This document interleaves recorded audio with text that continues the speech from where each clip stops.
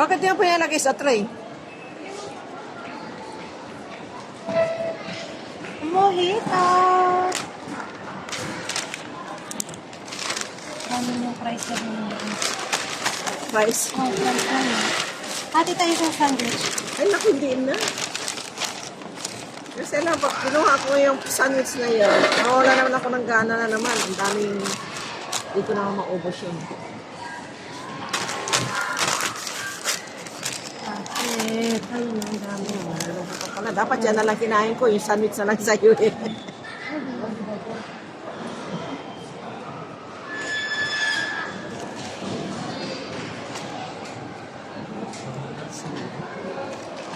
Ayaw pa rin magkula.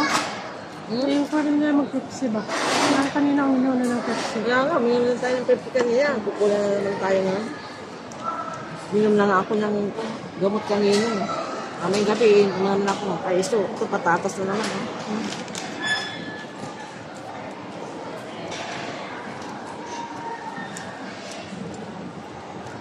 Ano bang gusto mo? Pizza? Ayun na. Ha?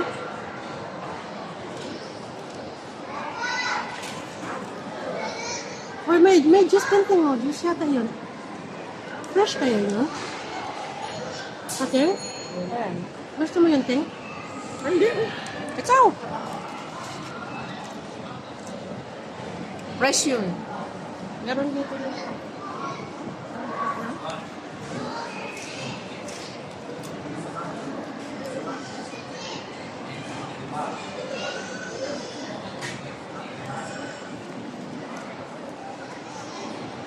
Paano Ting malaman yung pure na ano to? Yung lokal na harapan. Hindi tulad ito. Mga lokal to. Hindi. Hindi lokal. May lahi na yan. Lokal sila parang may mga lahi na. Mga uman. Lokal.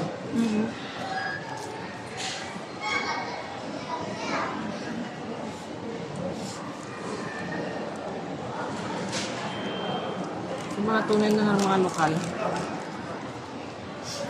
Hindi mo mapapagsuot na ganyan. Mayroong takip sa ulo.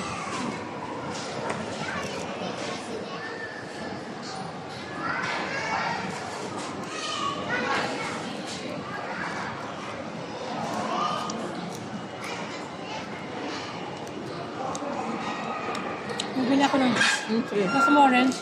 Hindi na, ano to?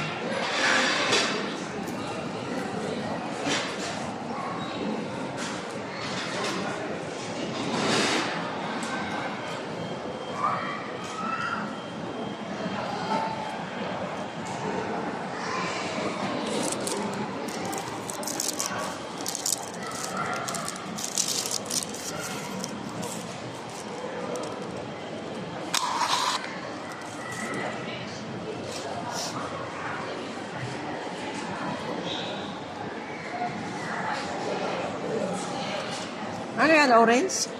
Mingo. Gusto try mo? Try mo. Bawal sa akin yan. Ganon? Mingo, mingo. Bawal ng mundo. Bawal. Fresh daw to yun.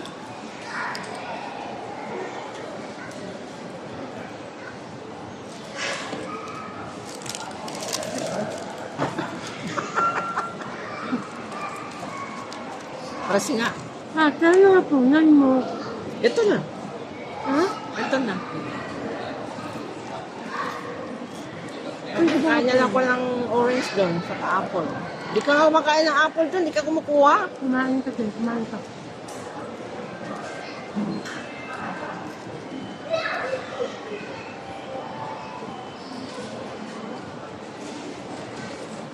Nagkamit ko yung prutas. Marami ito ba?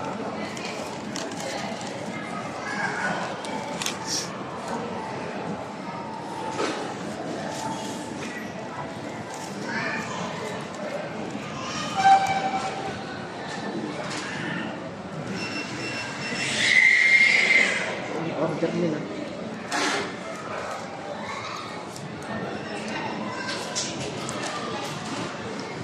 Harvest yung order nila. Hmm? Harvest.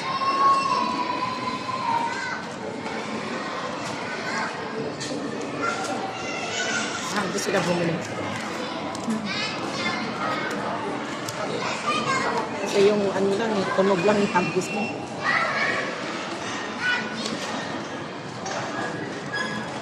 Hindi masarap. Ha? Hindi malala? Oo. Alam mo yung anghit ng patan. At ang grabe ang ano. Grabe ang yelo niya. Ay, grabe ang tamis.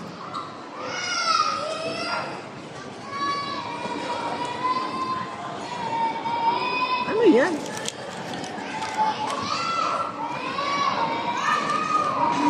Ang tamis na. Akala ko iced tea. 7 up to. Ah! Nanilagyan lang ng ano? 7 up to nilagyan lang ng yung alam ko yung kulay ano. Nilagyan lang ng mint.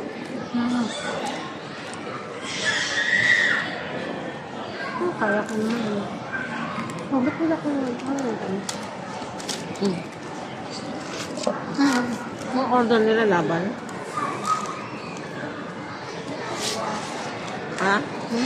Order nila laban. Sandwich pa na.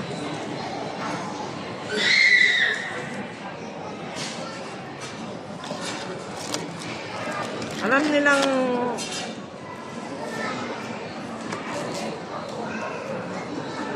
bakit papel ang binigay na po dapat ganyan.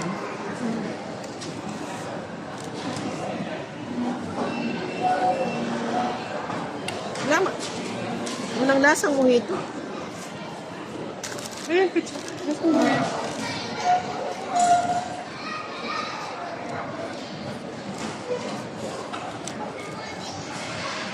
Fake mojito. Ha? Fake mojito. Sa bahay, marunong pa tayong gagawa. Masarap pa eh.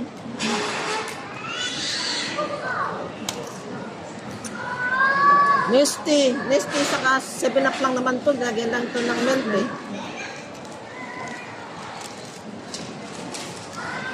Tapos 13 dirham.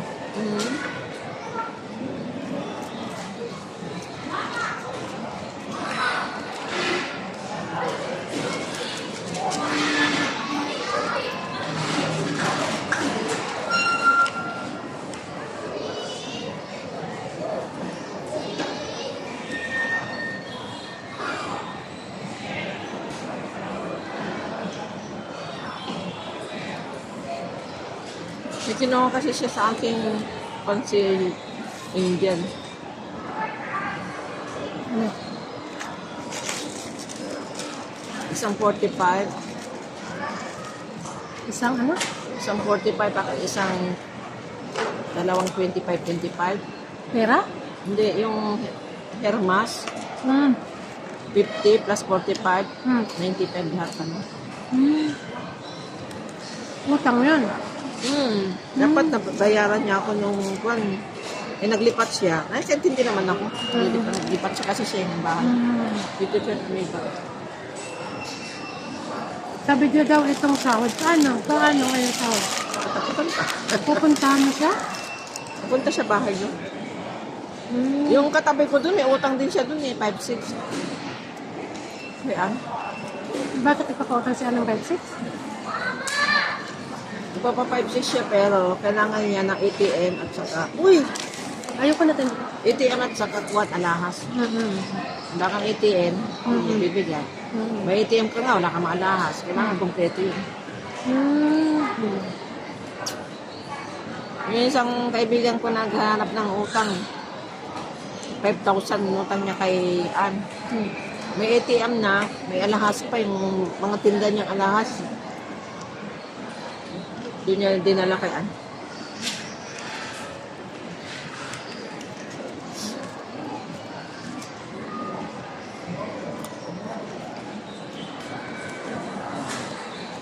Maraming pautang siya. Dapat lang mautak siya. Ha? Dapat mautak siya para hindi siya ganun kano. Maraming pera yan si Ann. Talaga? Meron siyang, sa Pilipinas meron siyang condominium. Binibenta na nga niya. Magaling siya, ibig sabihin sa pera din. Marami siya nakuha ang pera kay ko. Peros noon. Nagkakasan ng kita ni Peros namin.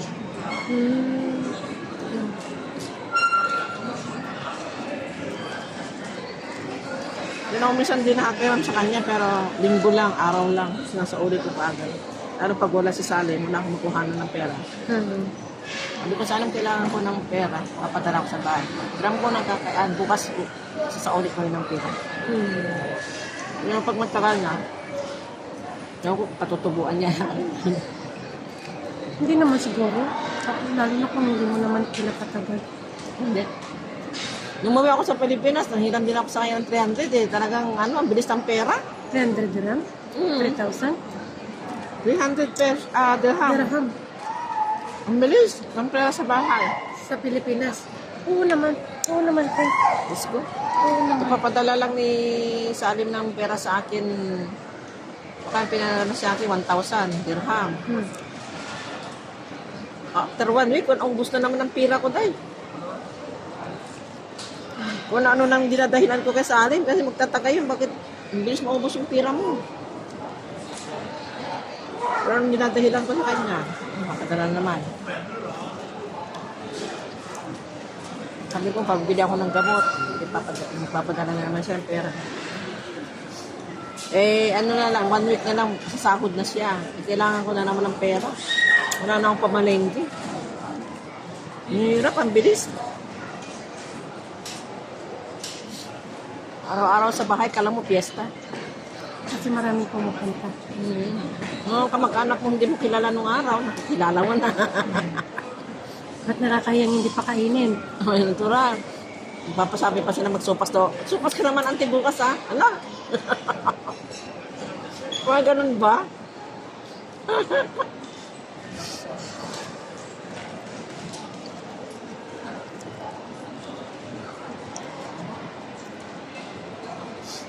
Sabi ko kay tulungan mo naman ako kahit 300 dirham lang. Magbalik ko na lang sa ulit ko dyan.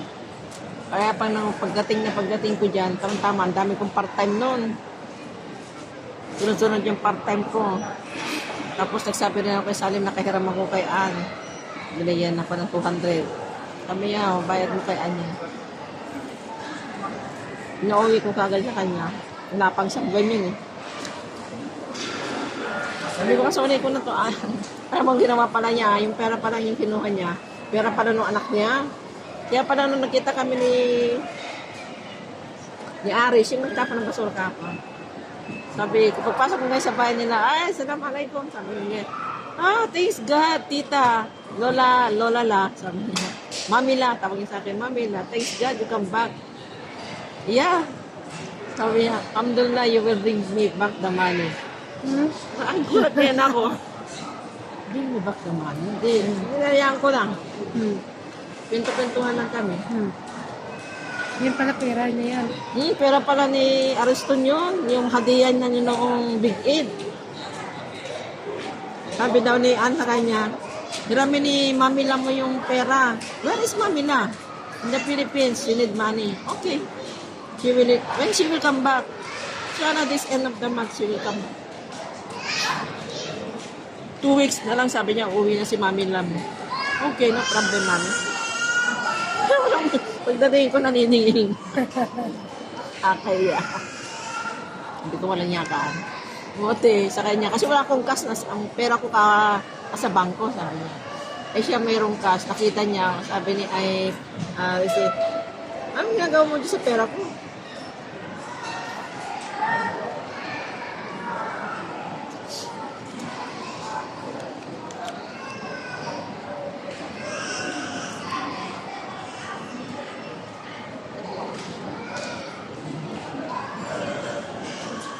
Dami nila kinain.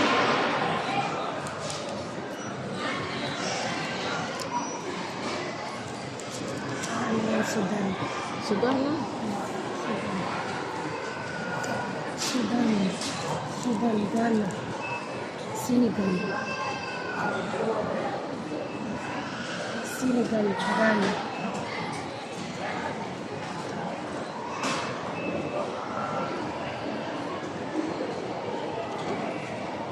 South Africa, Africa. Hindi naman lang sa akin yung ano. Huwag mo nang inumin. Kung matamis kasi nga, hindi naman ano. Ito mamaya eh. Sayang. Grabe ka naman.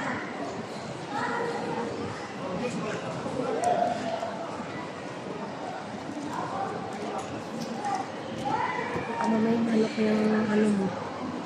Sugar mo. Tumaas. Hindi naman ako ng gamot mamaya pagdating.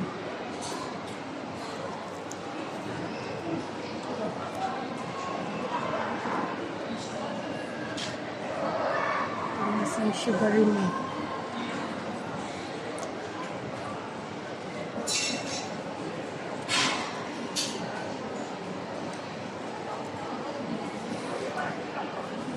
Pupunta pa tayo pala o dito na lang tayo mag-ano. Yan, merong carport dito eh.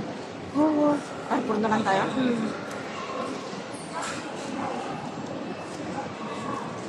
Kasi alam mo na pa.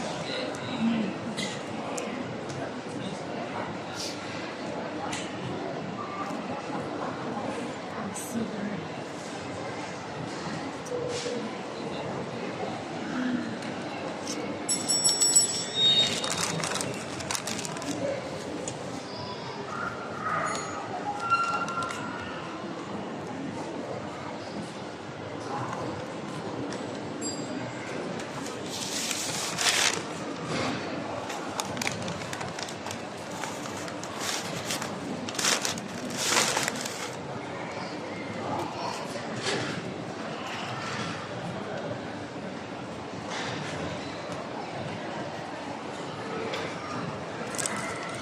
Grabe mga gupit ang lamig. Ano? Ano? Ah, Ano ito? puro naman kasi ice. Puro ice pa.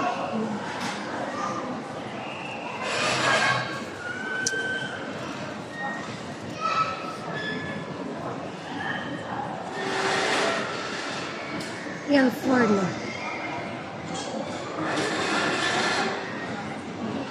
Yan, 4 na.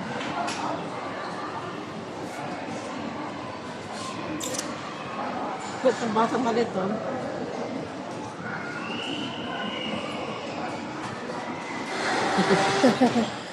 Tatakot siya sa iyo. Nagsisiksik na tuloy. Nagsisiksik na tuloy sa nanay niya.